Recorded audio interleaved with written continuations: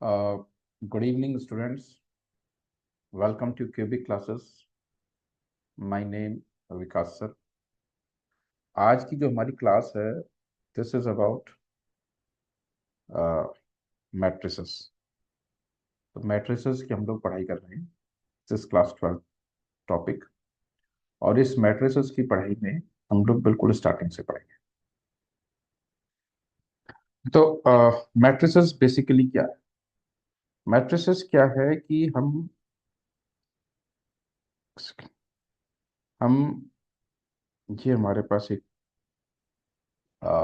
Column, हमने एक group बना लिया जिसमें एलिमेंट्स रखेंगे इन द रोज और कॉलम्स. कितने भी रोज हो सकती हैं, कितने भी कॉलम्स हो सकते हैं. जो ऐसे चलती हैं को रोज कहते हैं, जो ऊपर से नीचे की तरफ चलता है उसको कॉलम कहते हैं. ओके. अब इसका जो इसमें एक होता है ऑर्डर. मान लीजिए हम यहाँ लिखें M into N, M cross N. तो एम क्या है? एम मेरे पास आ गया. M stands for number of rows और नंबर ऑफ कॉलम्स इज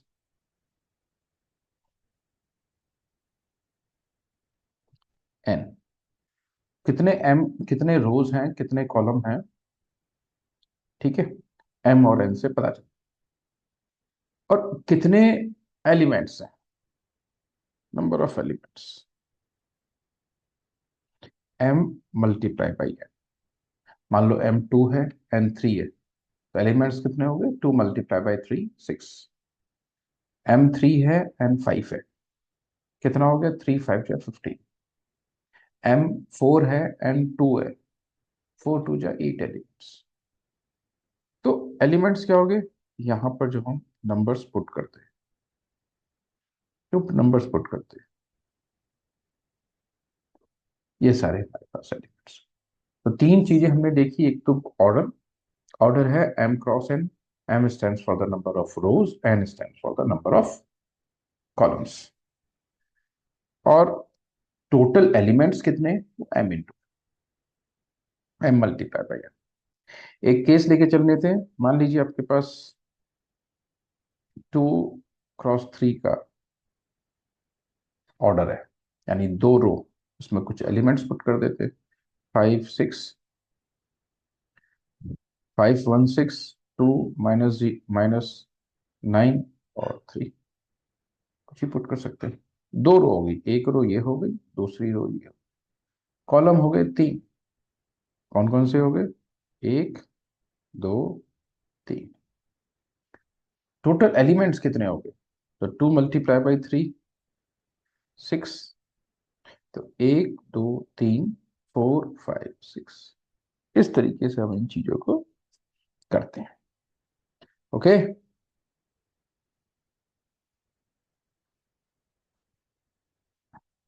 आगे बढ़ते हैं. अब इसको रिप्रेजेंट भी कर सकते हैं. मान लो ये ए मैट्रिक्स है, तो इसमें एलिमेंट्स को कैसे करते हैं? ए आई जे, ए आई जे. और कैसे? ए आई जे ब्रैकेट ऐसे, और बाहर यहाँ पे चूंकि ऑर्डर है 2/3 का, तो 2/3, अदरवाइज एम बाई, ऐसे लिख सकते हैं. ठीक है.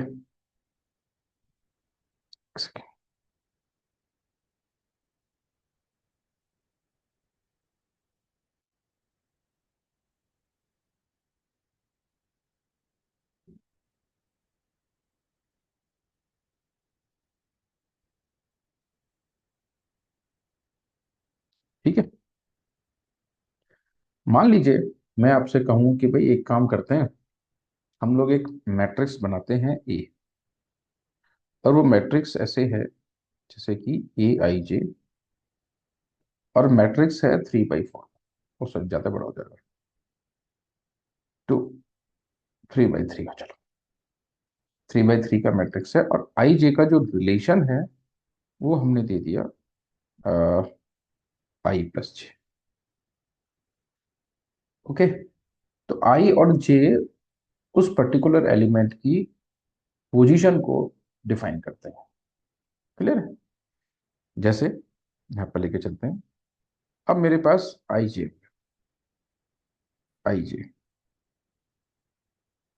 और यहां पर I+J और यहां पर रिजल्ट। ओके। अब मेरे पास I J क्या हो गया? पहला case, first row first element, first row first column. First row first column में आई भी बनाया, जे भी बनाया। कैसे होगा फर्स्ट रो फर्स्ट कॉलम? यहाँ पहुंचते हैं।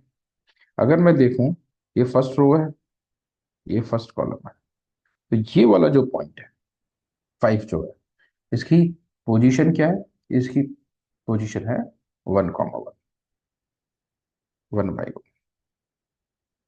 अगर मैं 2 की बात करूं, तो ये सेकेंड रो है, कॉलम फर्स्ट है बट रो सेकेंड है, तो इसकी पोजीशन क्या है? 2/1। अंडरस्टैंड? तो 1/1 के लिए अगर मैं देखूं, तो मेरे पास I+J हो गया। अब आई भी 1 है, रो फर्स्ट रो है और फर्स्ट कॉलम है। मैंने क्या करा? 1+1 लिख दिया। प्लस करना था, 1+2। सेकेंड केस ले लेते हैं, फर्स्ट रो सेकेंड कॉलम। तो फर्स्ट रो सेकेंड कॉलम को देखूं, तो 1+2 = 3। अब फर्स्ट रो में ही थर्ड कॉलम, बिकॉज हमारे पास रो भी 3 है, कॉलम भी 3। तो फर्स्ट रो थर्ड कॉलम क्या हो गया? 1+3 4 हो गया। ओके। सेकेंड केस पे आ जाता हूं। सेकेंड रो फर्स्ट कॉलम, समझ में आ गया? अब ये वाला case start. Second row first column, second row second column, second row third column, ऐसे चलता है। ओके। तो सेकेंड रो फर्स्ट कॉलम क्या बनेगा? 2+1। Second row second column, second row third column,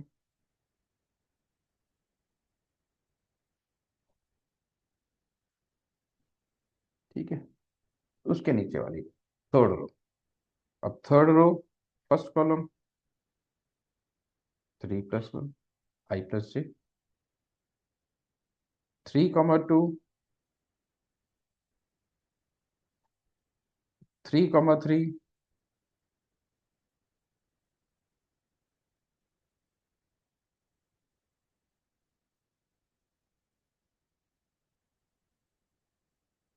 put करते हैं मैट्रिक्स में। तो ए मैट्रिक्स मेरे पास क्या बना? 3/3 का है। अब फर्स्ट रो पे पहुंचते हैं। फर्स्ट रो में कौन कौन से एलिमेंट आएंगे? First row first second row second third row, ये 2 3 4।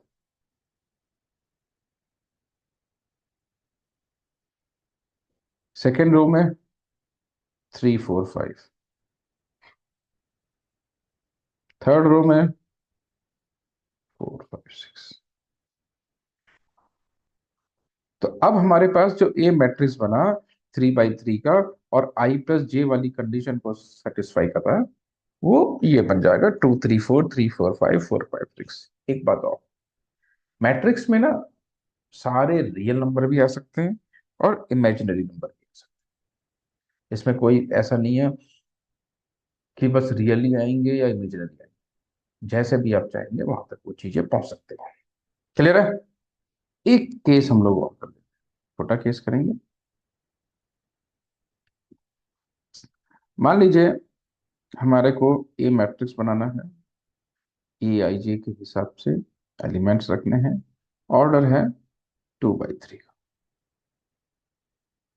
ओके। 2 रो 3 कॉलम, और रिलेशन मैंने दे दिया इसमें 2I - 3J। क्लियर है? कैसे सॉल्व करेंगे? आपने लिखा I, J, ये रिलेशन है 2I - 3J, और ये रिजल्ट है।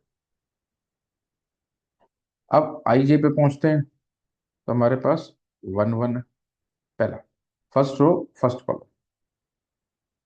तो टू में, आई में कितना है 1, मल्टीप्लाई हो रहा है ना 2 और आई। 3 जे, जे में कितना है 1, तो 2 - 2 = 2, -3, तो -1, रिजल्ट इज -1। फिर आपने रख लिया 1 2, 1 2 को लेके चलेंगे फर्स्ट रो सेकेंड कॉलम। कैसे पुट करेंगे? टू, आई में 1 रखा और 3 में 2 रखा, तो 2 × 1 = 2, 3 × 2 = 6, -4, 1 3।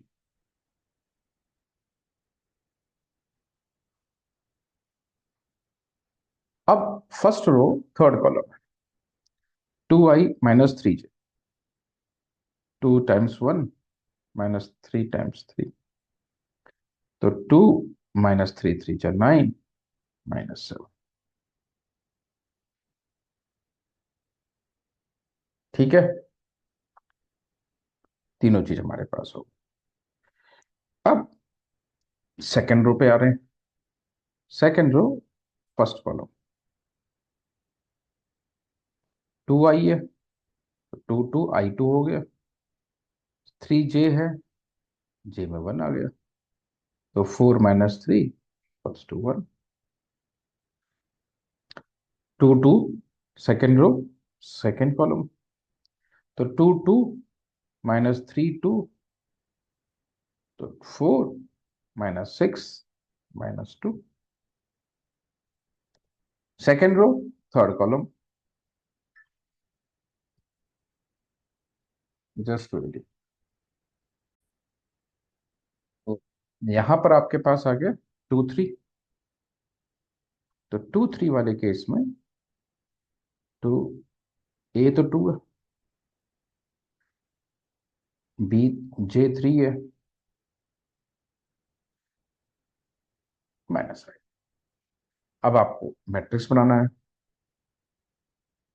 2/3 का है, तो फर्स्ट रो के हिसाब से देखें तो हमारे पास एलिमेंट्स हैं -1 -4 -7, -1 -4 -7। सेकेंड रो के हिसाब से देखें 1 -2 -5।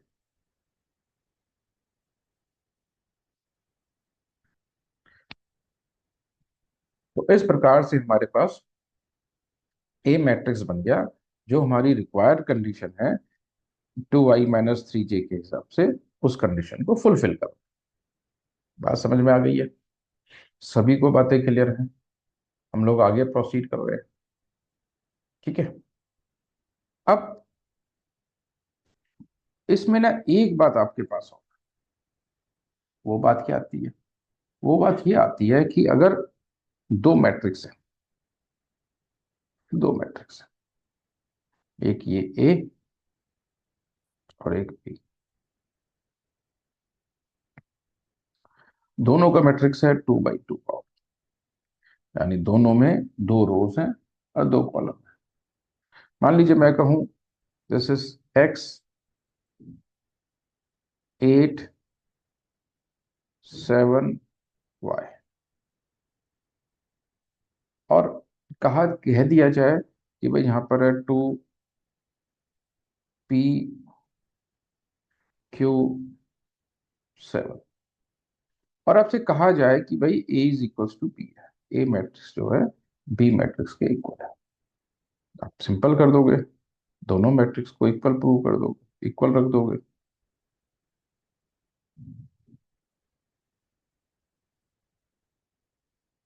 जब दोनों मैट्रिक्स जिनका की ऑर्डर सेम है, ऑर्डर सेम, ये भी 2/2 है और ये भी 2/2, जब इनका ऑर्डर सेम है तो इनके corresponding elements will be same. मतलब ये वाला जो एलिमेंट है, फर्स्ट एलिमेंट इसका, फर्स्ट एलिमेंट इसका विल बी सेम। ठीक है जी, सेम हो जाएगा, यानी कि x = 2 हो जाएगा। ये भी कह सकता हूं मैं 8 = p, p हमारे पास 8 के बराबर हो जाएगा। ठीक है जी, फिर मैं कह सकता हूं कि 4 = q, और साथ ही में मैं y को 7 के भी इक्वल पुट कर सकते। ये कंडीशन कब है? जब मैं ये कह रहा हूं कि भैया दो एलिमेंट्स, दो मैट्रिसेस इक्वल, इक्वल वाले केस में ये वाली कंडीशन आपकी एप्लीकेबल हो जाएगी। ठीक है? उसी प्रकार से अगर हम देखें तो हमारे पास ना बहुत सारे मैट्रिसेस की अलग अलग टाइप्स है। हम कह सकते हैं टाइप्स ऑफ मैट्रिसेस। पहली टाइप क्या है कि अगर इफ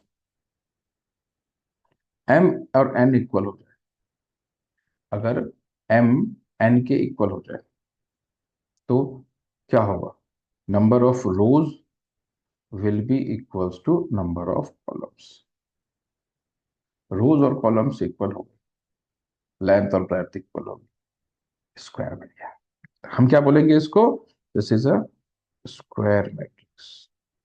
अगर number of rows number of columns के इक्वल है तो हम उसको स्क्वायर मैट्रिक्स बोलेंगे। बट अगर दोनों अलग अलग हैं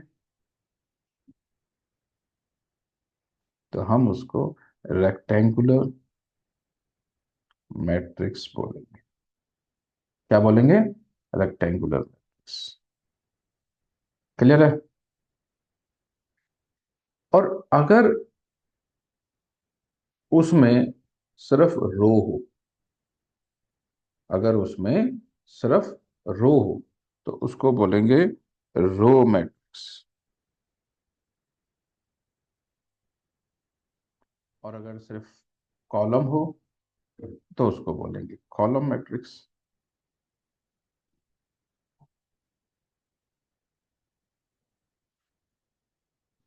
अब रो मैट्रिक्स और सिर्फ रो मैट्रिक्स और सिर्फ कॉलम मैट्रिक्स में क्या फर्क है? मान लीजिए ये मैट्रिक्स है और इस मैट्रिक्स में 2 5 7 -3 ऐसे लिखा हुआ है। क्या बोलेंगे हम इसको? 1 × 4, 1/4। ठीक। सिर्फ रो इसमें एक ही है। अगर हम देखें, वन रो ही है, this is said to be the row matrix. पर अगर हम दूसरी तरफ कॉलम मैट्रिक्स में पहुंचे, इन्हीं को मैं अगर ऐसे 2 5 7 -3, तो अगर मैं देखूं इसमें तो रो कितनी होगी? 1 2 3 4 रो। कॉलम एक ही हुआ है, कॉलम एक ही हुआ है, तो इसको हम बोलेंगे कॉलम मैट्रिक्स। बात समझ में? जो स्ट्रेट लाइन जा रही है, ये वाला केस चलो, दिस इज रो मैट्रिक्स, एक ही रो है, पर जिसमें बहुत सारी रो हैं और कॉलम एक है, उसको हम क्या बोलेंगे? Column matrix. बात समझ में? रो मैट्रिक्स और कॉलम मैट्रिक्स में आपको चीजें क्लियर हो। तो आपने क्या देखा? आपने अभी देखा स्क्वायर मैट्रिक्स, है ना? स्क्वायर मैट्रिक्स आपने देखा, रेक्टेंगुलर मैट्रिक्स आपने देख लिया, रो मैट्रिक्स आपने देख लिया, कॉलम मैट्रिक्स। अब इन सब के अलावा भी हमारे पास और भी बहुत सारी चीजें हैं। कौन कौन सी चीजें हैं? चलिए उनको समझ लेते हैं। दिस इज फिफ्थ, है ना? स्क्वायर, रेक्टेंगल, कॉलम और रो और कॉलम। फिफ्थ पे हमने ले लिया, मान लीजिए हम कर रहे हैं नल मैट्रिक्स। मतलब क्या हुआ नल का? कोई एलिमेंट ही नहीं है, ऑर्डर कुछ भी, डजेंट मैटर, पर एलिमेंट कोई ना हो, एलिमेंट हो zero, that is said to be the null matrix. कैसे? आपने 0 0 0 0 0 0 ओके, 2/3 का ऑर्डर है, बट सारे एलिमेंट्स जीरो है। जिसके जिस मैट्रिक्स के सारे एलिमेंट्स जीरो हो जाए, that is said to be the null matrix. क्या मेरी बात समझ में आ गई? जिस मैट्रिक्स के सारे एलिमेंट जीरो हो जाए, that is said to be the null matrix. एक और कर लेते हैं। आपके पास है मोस्ट इंपोर्टेंट आइडेंटिटी मैट्रिक्स, इसको यूनिट मैट्रिक्स भी कहते हैं।